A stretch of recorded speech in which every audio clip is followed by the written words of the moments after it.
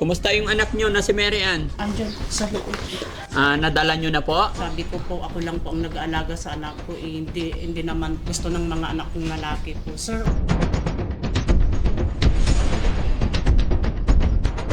Dito po kayo nakatira, Nay? opo, nagkikitira po ako sa ate ko po. Wala po akong bahay. Sa atin nyo po ito.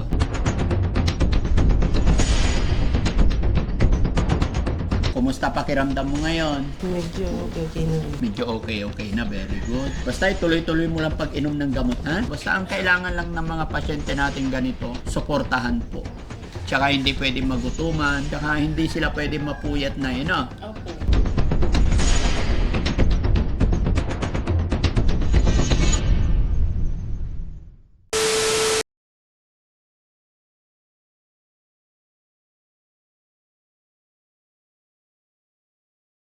Tara. Yun, mga kababayan, mga kabarangay. Magandang umaga po sa atin lahat. At ito, kung natatandaan nyo yung mga kababayan, yung nanay na nagpunta sa bahay natin, kasama ang tinulungan ng kanilang barangay, nakasakay sa mobil, kasama yung anak na may depresyon. At binigyan natin ng tulong pinansyal. Kaya sa ngayon mga kababayan, update namin kayo. Kumustahin natin kung anong nangyari. Saan ang bahay nila? Saan po? Ha? Hello po!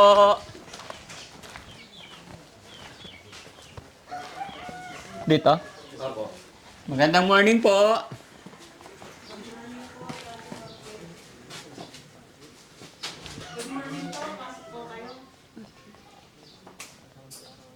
Ay, ma'am. Kayo yung nanay. Opo. Kumusta po, nay? Okay lang po. Kumusta yung anak nyo na si Mary Ann? Andyan sa loob. Nadala nyo na po? Opo, ito po yung sir. Anong sabi ng doktor? Ano po, gusto pong i-confine kaso po wala pong mag-aalaga dahil sa may sakit din po. Ako walang mag-aalaga po. Sayang, dapat pinakonfine nyo. Ano po sir, hindi naman tinanong po ako kung may magbabantay po sa kanya. Sabi ko po, ako lang po ang nag-aalaga sa anak ko. Hindi naman po gusto ng mga anak kong lalaki po. Sir, umupo muna kayo sir. Sige, dito? Apo. Saan yung anak nyo po? Nandito po sa loob po. Ha? Andito po. sa Anong palabas ginagawa niya po? Nakahiga lagi po. Minsan lumalabas po. Pero nagtitake naman ng gamot? Opo. Gabi-gabi po ang sinabi ng doktor Opo. po. So, anong pagkakaiba noon tsaka yung ngayong nakakainom na Parang ano din po, parang may pinagbago po, sir. Pero mas maganda sana kung... Kinumpine po. Opo. Kaso wala pong magbabanday, hindi naman po ako pwede dahil masakit po ako sa puso. At may cancer po ako sa buto po, sir. Hindi ko pinapaalam sa mga Kasi iba pa rin yung namomonitor talaga kasi on the spot, pag naka-confine, talagang minomonitor nila daily. Opo, yun nga po sir na gusto ko sir. Kasi walang magbabantay sa anak ko. Masakit din po ako. Tapos yung ate kong isang nagbabantay po sa kanya pag nagtatrabaho po ako. Sa ospital din po. Natanggalan po ng suso. May cancer po sa... Dito po kayo nakatira, Nay? Opo, nakikitira po ako sa ate ko po. Wala po akong bahay. Sa atin nyo po ito. Opo, sa ate ko po. Matagal na kayo nakatira dito? Opo. Since kailan pa ho? Nung ano po, nung... Mulat sa Paul? Hindi po, may bahay po ako doon sa yung asawa ko po kaso wala na. Bahay nyo ng asawa mo, kaya umalis kayo doon? Opo. Bumukod po ako dahil yung asawa ko nasa Negro lagi. Kaya sabi ng mga ate ko dito ka na sa bahay. Umira ka na dito, sabi nila. Hanggang nagkakatulong po ako, yun po ang pinagkakabuhayan namin ng anak ko po. Tapos, yung mga anak po mga lalaki naman, pag ilang beses na ako nagchat-chat sa kanila, hindi naman sila tumutulong sa akin kahit sa gamot ko lang po or sa atin nila. Yun po, nasa dito po, nasa isip po, masakit. Kumusta naman ang gamot ni Mary Ann po? Nakabili po kayo? Opo, sir. May binigay po doon. Tapos may binili po ako. Nandito po yung reseta po. Oo, mayroon talagang ibibigay sa inyo. Hindi naman ganun kalakihan ang gastos doon. Hindi po. Opo, ang kailangan lang talaga sa mga ganitong pasyente yung susuportahan, Opo. no? Pwede bang makita si Mary Ann? Pwedeng palabasin? Opo. Sige po. Pinagbihis. Hi Mary Ann, dito po tayo. Ayan, very good. Umaaliwalas na yung mukha ni Ate Mary Ann. Makipag kami kasi Upo ka na, okay lang. Sige, upo ka. Upo ka. sila Ayan. ang nagbigay ng bigas. Oo. Upo ka, honey, dito. Ayan. Mga ate ko po dyan. Opo. Oy, maaliwalas na yung mukha ni Ate Mary Ann, ah. Kumusta si Mary Ann? Okay lang po. Kumusta pakiramdam mo ngayon? Medyo okay na rin. Medyo okay na. Very good. No? Basta ituloy-tuloy mo lang pag-inom ng gamot, ha? Napaglalaban na po siya. Ang dabit niya rin po. Kaya Naglalaban na siya. Yes po, Nay. Basta ituloy-tuloy nyo lang po yon. Maintenance na po yan. maraming salamat po sa inyo. Hindi naman na hindi naman na mahal masyado. Basta ang kailangan lang ng mga pasyente natin ganito, suportahan po. Tsaka hindi pwede magutuman. Opo. Kain ng kain. Opo, Basta may pagkain sige lang. dyan. Tsaka hindi sila pwede mapuyat na yun, no? Opo. Masaya po ako na yung problema nyo ay natugunan kahit papano. Yun lang po, no? Gaano kayo katagal doon? Ano lang po. Doon sa, sa ospital. Opo. Ilang oras din po mga pag-alis po namin doon, dumaan na po kami kaagad, tapos nakauwi po kami dito, 2:00 pasado. Oh, very good. O, di ba? Kaysa naman hindi madalain ng problema kayo. Ngayon, hindi yan naalis hanggat hindi yan nagugutuman. Opo. Tsaka, ayunan nyo lang yung mga gusto. So, anong ginagawa ni Mary Ann dito pag maghapon? Nandyan po sa loob Diyan ka lang sa loob. Oh, manood ka ng TV, ano? Wala po kami TV. Ay, bakit? Laki-laki ng bahay ng tita, eh. Walang TV? Gusto mo ba TV, Mary Ann? Ha? Gaano kalaki ba gusto mong TV? Ano yung gusto mong hihingi mo ka, Daddy? Ay, may gusto kang hingin. Ano yon? Ha? Anong gustong hingin ni nanay? Sabi niya, gusto niya daw humingi ng cellphone po sa inyo. Ay, cellphone. Anong klaseng cellphone? Ha? Huwag kang mahiya. Nandyan si Aling Rochelle. Mayaman to. Oo. Ang ganda nga. Ha? Ang ganda. Ang ganda ni Mami Rochelle. Hindi lang maganda. Galante pa yan. Oo.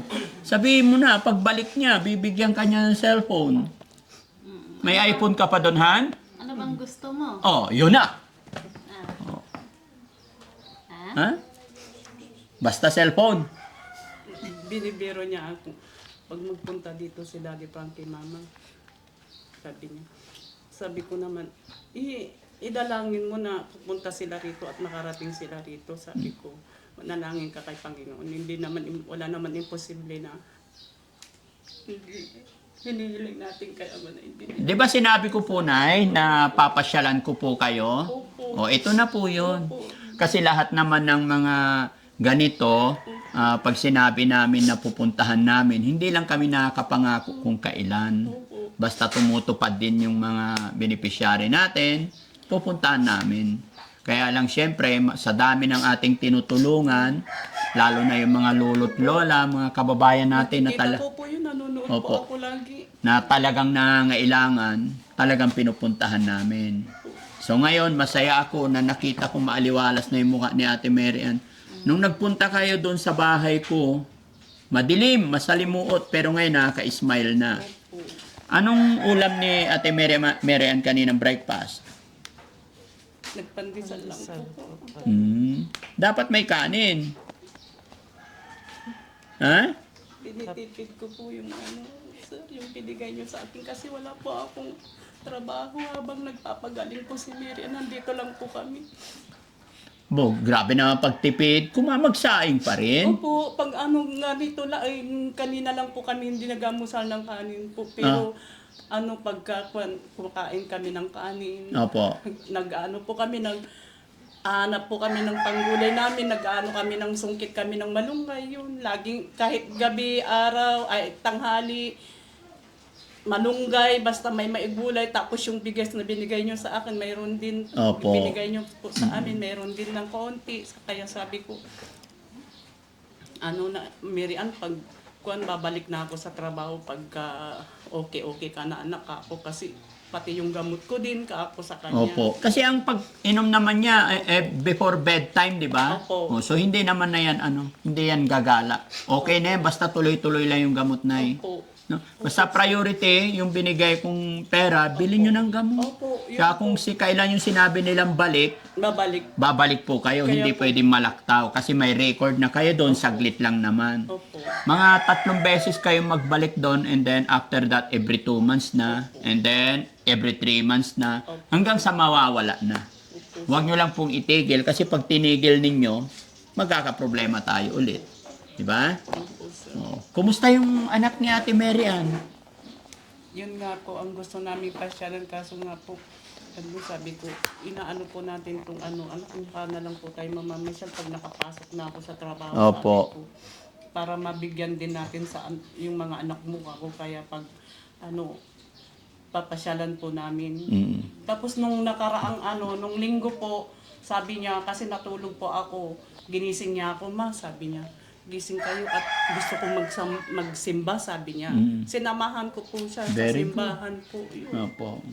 Kaya sabi ko sa sarili ko, salamat naman po sa Ama dahil nahiling po sa kanya na. Opo. Manunumbalik naman lahat yan. Tiyaga lang, no? Ilang taon na ganyan po, sir. Oo. Ngayon lang napacheck up. Tingnan, kita nyo, di ba napakadali lang? Oo, hindi naman ganun kalaki ang gastos gaya ng sinabi ko sa inyo. Kailangan lang talaga suportahan siya, no? Masaya ako na na ganito ang nangyari, no? So, pagaling ka, Ate Mary Ann, ha? Ano ba gusto mong ulam mamaya? Ha? Anong gusto mong ulam? Sige, sabihin mo, ano gusto mong ulam? Anong gusto mo? Ha? Sabihin mo kay Ha? Daddy pa. Kailan mag-ulam ka ng may mga sabaw-sabaw, nilagang baka, no? Nilagang pata, yun. Tsaka gulay, syempre, hindi pwedeng para hindi tayo ma-high blood. No? Okay ka lang? Puro gulay po ang ulam po namin dito, miss. Diba? Napansin niya yung kagandahan ni Aling Rochelle. Maganda ba si Aling Rochelle? Uy, Opo. kumi. Kamukha naman kayo, maganda ka rin eh. Maganda ka rin. Ha? Maganda po si Madam. Maganda si Madam. Maganda daw. Bigay mo na yung iPhone mo. Ha? Oh. Cellphone daw eh. No? Cellphone daw? Sino may sabing cellphone? Si Mama, ikaw? Ha? Marunong ka ba mag-cellphone? Ay, marunong. Sige, basta pagaling ka lang muna, ha? Wag kang magpapabaya, ha? Bigyan kita pambiling ulam. No? Masaya ako na okay ka na. Nay, sige, sabi mo, nagtitipid ka. O, bili kayo ng ulam. No? Masaya ako na okay na siya. Salamat sa Panginoon. Salamat po ulit. Opo, walang anuman. Kami po hindi na magtatagal kasi may pupuntahan pa kami. Sinigurado ko lang na yung mga tinutulungan natin is napupunta talaga sa maayos. Ano po? Alam kong kayang-kaya na po eh. Tingnan po, sir. Ha? Itong mga po. Ito yung follow-up check-up namin po sa April 7 po. Opo. Tapos ito po yung mga resita ng binili ko pong gamot. Tabi nyo na lang po. Balik nyo na lang yung record. Opo. Yan ay ipapakita nyo para hindi na kayo mahirapan. No? Malapit lang naman yata dito. No? Opo, malapit lang po. Pero madaling araw po, alis na po kami dito sa April 7 po para, kasi maraming yung, anong pangalan nito, yung mga nakapila po. Opo. Pila po yun nung sinabi ko doon sa guard na pinapunta po kami ni Sir Franklin ko dito, sabi ko, o sige, punta na kayo doon. Binigyan na po ako kaagad ng number at number 11 po, nakasingit po kami kaagad. Kasi ang haba ng pela nung nagpunta kami doon. Kaya pag April 7 po, madaling araw po, alis na po kami dito. Mga 5 siguro or 4, ganun. Kahit alas 5 na, walang problema kasi may record na siya. Ganun lang talaga, tiyaga lang. Kaysa naman pag hindi mo siya dalhin, in a long time, nag-aalala ka. Pero pag may napapainom kang gamot, wala ka alalahanin kasi magiging maayos na. Gabi-gabi po ang sinabi ng doktor sa akin na papainan na. Yes po. No? Basta wag lang magugutuman pag pinainom. Tapos wag niyo siyang pababayaan magpuyat. Opo. Okay? God bless po. Ano sasabihin ni Mami Rochelle kay Ate Mary Ann? Yan, basta, Ate Mary Ann, laban lang, ha? Tuloy-tuloy mo lang yan, yung pagpapagaling mo, ha? Kaya Para wag ka maalagaan mo yung mga anak mo. Yes, huwag ka mawawalan ng pag-asa. Pray ka lang parati sa Ama, ha? Okay? Ano ba talagang gusto mong cellphone? O sige, ako magtatanong sa'yo ng gusto mo. iPhone nga. Gusto mo ba iPhone Pro Max. iPhone talaga? Pareho Oo. tayo. Siyempre. Kahit ano na po yun, hindi naman na O, sige, basta magpagaling ka muna, ha? Oo, Kasi hindi pwedeng agad-agad may cellphone, lalo na't bago ka palang nagtitake ng gamot, no? Yes, oo. hindi pa pwede po. Opo, ang pinaka-importante, makarecover ka para maalagaan mo yung mga anak mo, makuha mo yung mga anak Biniro mo. lang naman po ako, ma'am, sir. Sabi niya, sabi niya, sana nung nandun ako, mama, sabi niya, sinabi ko na kay daddy. Sabi niya, tinatanong ka kung may pera ka, hindi mo naman sinabi, sabi ko sa kanya. Nagbiruan pa kaming dalawa, sana sinabi ko yung cellphone. Hindi mo sinabi kay daddy, hindi naman, sabi ko. Hindi bali, binigyan naman tayo ng pera mo at mo yun, pagpabadoktor mo saka, binigyan tayo ng bigas ka. Kung mabuti nga po, sir, binigyan niyo kami ng bigas, mayroon kaming kinakain na dalawa dito. Opo. Kasi kung wala po nung binigay niyo, wala. Aborido talaga ako kung saan kami kukuha ng kabuhayan din namin dalawa. Kasi parehas naman yung isa kong kapatid dyan, naoperahan din. Tapos yung ate ko naman na may bahay nito, naoperahan na naman. Nung itong linggo lang atang napira, nandun pa sa ospital. Wala, din pa namin nailabas kasi kulang po kami sa financial po, kaya naawa po ako Sa laban lang, no? Oo. So, yun, mga kababayan, mga kabarangay, kung napanood nyo yung unang punta ni nanay sa ating bahay, ay talagang iyak ng iyak si nanay. Pero ngayon, masaya ako kasi ngumingiti, nakangiti na sila. Ganon din si Ate Mary Ann, may request na cellphone. So, ibig sabihin, may pagbabago na. Kaya, thanks. Pagbabago po. Malaking sir. pagbabago. Opo. Kaya, thanks to God. Opo, maraming salamat talaga kay Panginoon. Kasi Opo. Huh? hinihilig po ang aking panalangin na makita po ko kayo. Buti na lang, nakapasyal ka doon kay Daddy Frankie. Opo. Binigay ng manugang ng ate ko yung address ninyo, sir. Oh. Opo, nakapalo din sila lahat. Ay, Yung mga salamat. ate ko po. Sige po. Share lang yung mga upload videos Opo, natin opo. para mas makatulong pa tayo, no? Opo. Yan. So, Nay, ha? Maraming salamat. Ate Mary Ann, anong masasabi ni Ate Mary Ann? Maraming salamat po, lalo na kay Daddy Frankie at kay Mama. Ayun. Okay. Thank you ka kay Mama, ha? Sa mga kapatid mo, anong gusto mong sabihin sa mga kapatid mo? Magpakabait. Magpakabait sila. Tulungan nila ako. Sabi mo, Po? sabi mo sa mga kapatid mo, Mian, na tulungan ka nila. Mm-mm. Sa mga anak mo, anong sasabihin mo? Mapapanood ng mga anak mo to. Magpakabait dahil nandyan si Papa. Magpakabait sila doon kay Papa nila. Sige, basta laban lang. Ayusin mo yung sarili mo, ha? Okay, so yan mga kababayan, mga kabarangay. In-update ko lang po kayo si nanay na nagpunta sa ating bahay. Maraming salamat po and God bless po.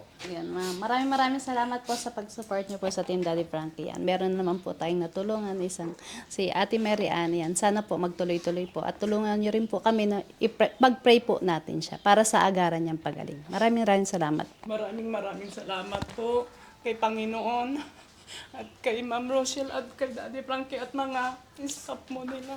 Maraming mga team po nila. Maraming salamat po sa inyo.